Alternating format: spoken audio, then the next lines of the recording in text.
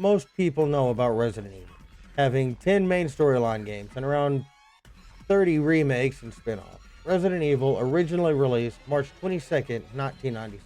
Today we're going to talk about the beginning of the in-game story, not the first game.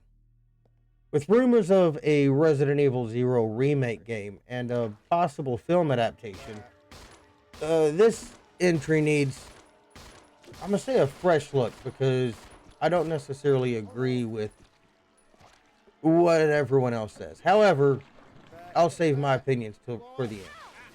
In response to bizarre cannibalistic murders and animal attacks in the suburbs of Raccoon City, Star's Bravo team was dispatched via helicopter to investigate the surrounding forest. However, the helicopter's engine malfunctioned, causing an emergency landing.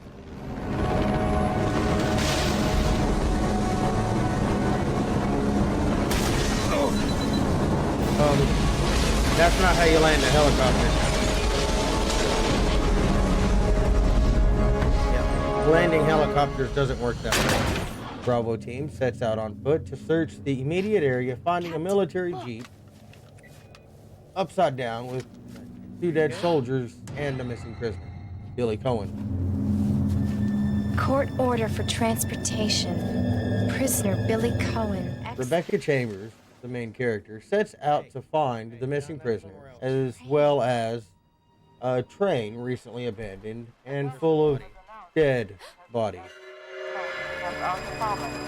But as of 2 years ago, when several plants were set up, the local government stepped in and took over. It appears he's not dead or alive. Mayhem ensues as she meets Billy, and they both end up in an abandoned Umbrella training facility. The Umbrella Research Center? Originally released on the Nintendo GameCube, this entry continues the fixed camera angles as previous games that make the controls feel somewhat janky when moving between camera angles. The direction you were going, meaning the direction you had to control the character, would change between cameras. Not really a new concept for Resident Evil games. What was new was that you no longer had chests to drop your stuff into, so you could pull it out again later in the game, and in a different area of the map. Now you had to drop your stuff on the floor and come back for it when you needed it, even if it was all the way across the map. Or, in a particular case, the hook shot at the beginning of the game. This led to losing stuff when moving to new sections of the game that left previous maps inaccessible. New to this game was controlling 2 characters.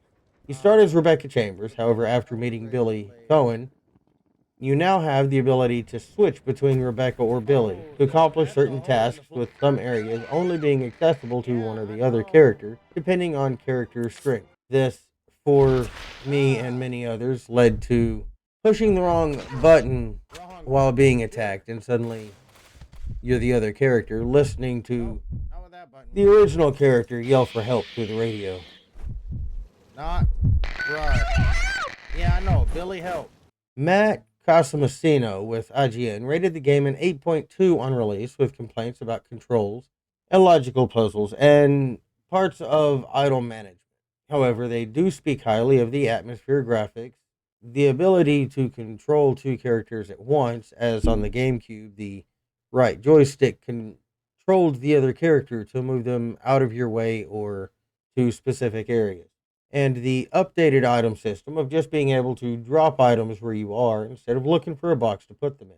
As the game came out in 2002, 22 years ago, I can't find much on player thoughts, except that it seemed that they had many of the same complaints as Casamassina with IGN. The game currently has a very positive rating on Steam, with 2,393 negative reviews of the 12,924 total user reviews, and most of those seem to be with the auto management and control.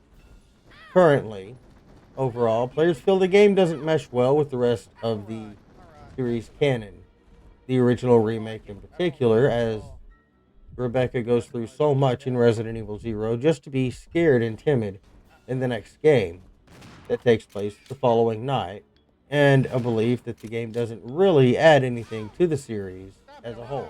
Billy Cohen is disliked for being a one off character and for his cheesy one liners, and Rebecca, being the main protagonist in the game, is disliked for her age, lack of training, and insecurity, an unlikely hero, so to speak.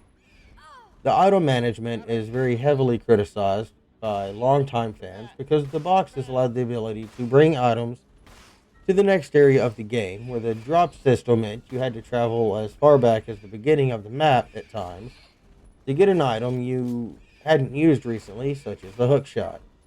The hook shot is an item used on the train in the beginning of the game and ignored for most of the training facility, then suddenly has a use in a church after completing most of the training facility and heading out the other side of the building. Occurrences like this created frustration in the players. Other things of complaint are the difficulty, fixed cameras, cause difficulty aiming, and overall, many don't feel the story makes sense, as Bravo Team would have been missing without radio contact for a full day before Alpha Team was sent to find them in the original game and in the remake. As many of you know, there's been many rumors about what the next Resident Evil remake will be, with the latest settling on Resident Evil Zero. Although the common preference would be Code Veronica.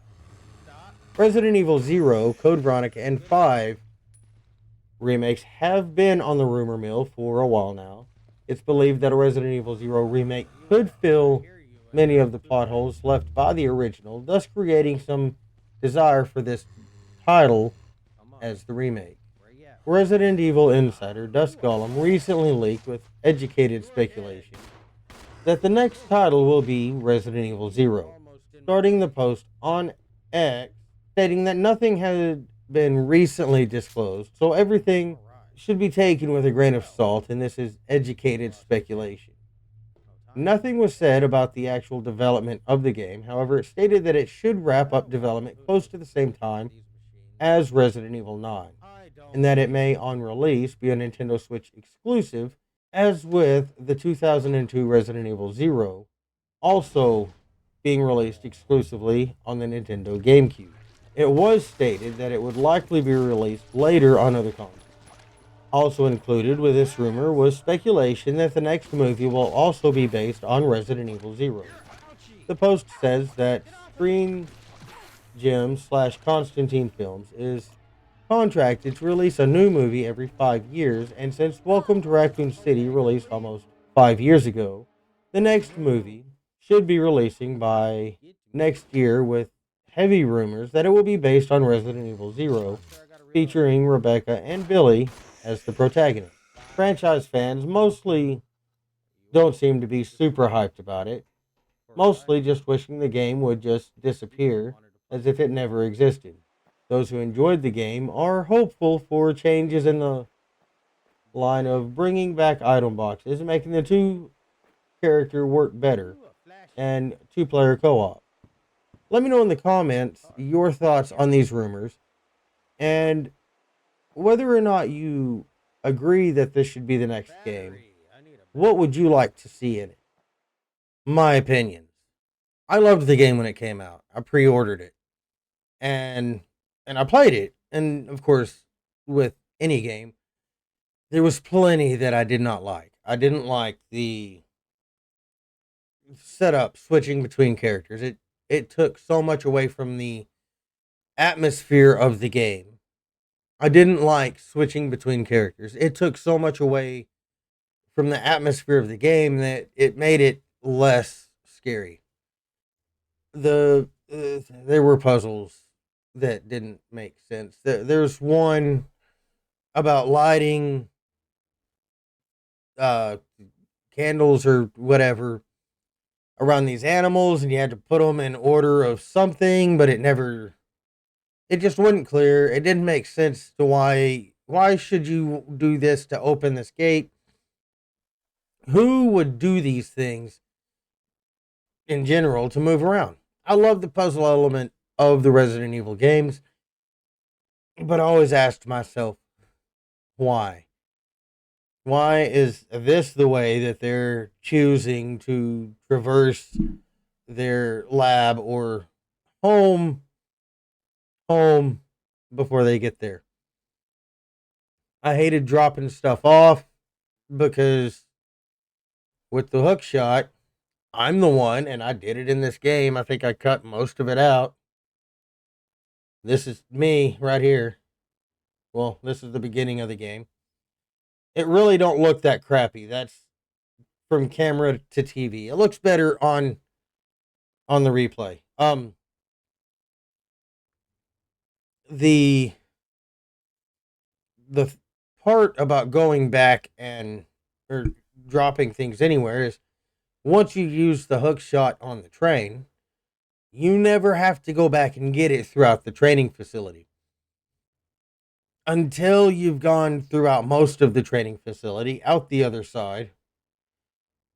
And now you have to have it. And so you have to go all the way back to the train and then come all the way back. And one of my biggest drawbacks in any of the Resident Evil games is back and forth. They put things here. You don't realize you need it till you're over here. You find this place, but the puzzle's over here, and you find it later. It's a mess, but I still love the game. Zero, I've often felt was overlooked. I liked it. I liked the idea of a prequel and how it began. I don't feel it really covered enough of how it began for the opener, because in the beginning, it even says where it began. A Midwestern town in America, Raccoon City, a solitary island far off in the sea, Rockfort Island, an island that would become the second Raccoon City, Sheena Island.